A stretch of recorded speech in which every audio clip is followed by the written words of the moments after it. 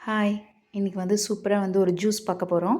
இது நல்லா haemoglobin increase பண்ணி கொடுக்கும்.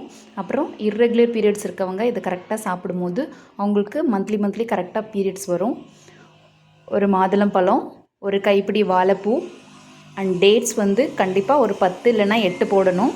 நான் இங்கே டேட்ஸ் உங்களுக்கு எடுத்து தான் வச்சுருக்கேன். நான் சீடெல்லாம் எடுத்துகிட்டு வார்ம் வாட்டரில் போட்டு இங்கே ரெடி பண்ணி வச்சுருக்கேன்.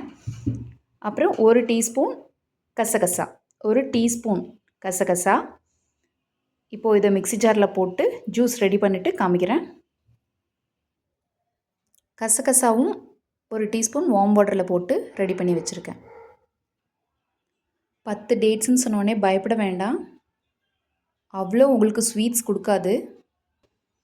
ஏன்னா வாழைப்பூ போடுறதுனால உங்களுக்கு ஸ்வீட்ஸ் கண்டிப்பாக வராது. ஜூஸ் ரெடி ஆயிடுச்சு. இப்படி தான் இருக்கும். காலைல 11 மணி போல் இந்த ஜூஸ் குடிங்க. நல்லா பிளட் இன்க்ரீஸ் பண்ணி கொடுக்கும். நான் இதை தான் குடிப்பேன்.